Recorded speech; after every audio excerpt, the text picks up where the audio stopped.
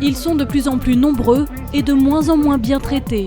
Ce sont les non-titulaires de la fonction publique. La FSU en dénombre 1 million.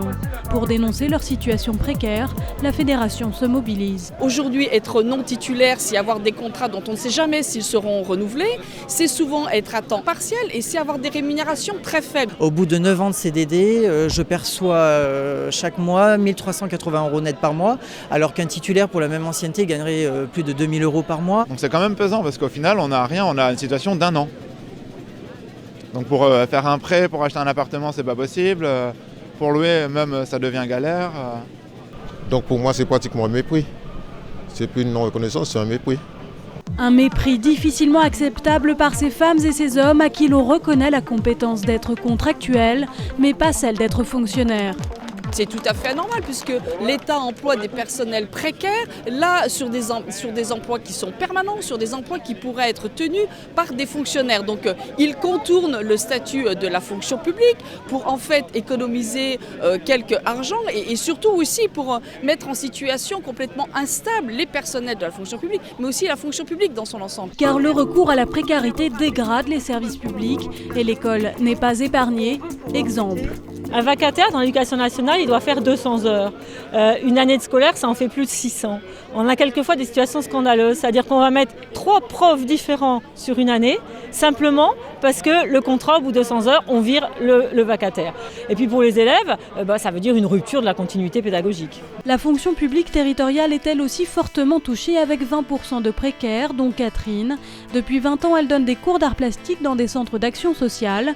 Mais malgré ses diplômes, son expérience et son ancienneté, cette artiste n'a jamais été titularisée, une situation usante moralement. La précarité, c'est une peur d'être dehors, c'est quand les gens ils ont peur de ne pas avoir de logement ou d'être à la rue. Moi j'ai peur de ça, plus ou moins, mais quand même, c'est là, c'est tout le temps là, quoi. Conséquence de cette précarité, ceux dont les contrats ne sont pas renouvelés viennent gonfler le nombre de chômeurs. Aujourd'hui, ce sont les ministères qui prennent en charge l'instruction de leurs dossiers et le paiement des indemnités chômage. Mais demain, ce sera à Pôle emploi de remplir ces tâches et là, cela pose problème.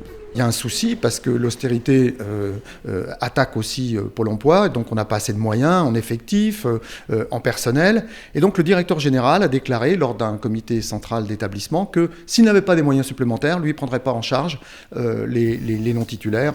Donc on voit bien que là, il y a un problème très important. Il faut que le gouvernement démêle les fils, sinon les gens vont être dans des délais d'attente absolument intolérables.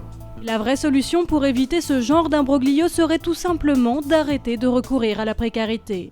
Ces agents non titulaires, ils sont là depuis plusieurs années. On voit bien qu'ils jouent un rôle indispensable et ce serait vraiment un juste retour des choses que de les titulariser. Ce qui veut dire tout d'abord d'avoir un cadre qui permette à tous les non-titulaires l'accès au concours de la fonction publique et donc de leur faciliter cet accès au concours. Ce qui veut dire ensuite de créer les emplois nécessaires et d'offrir les postes au concours nécessaires pour résorber cette précarité.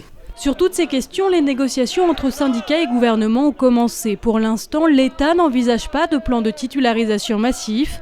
La FSU se tient donc prête à engager le bras de fer.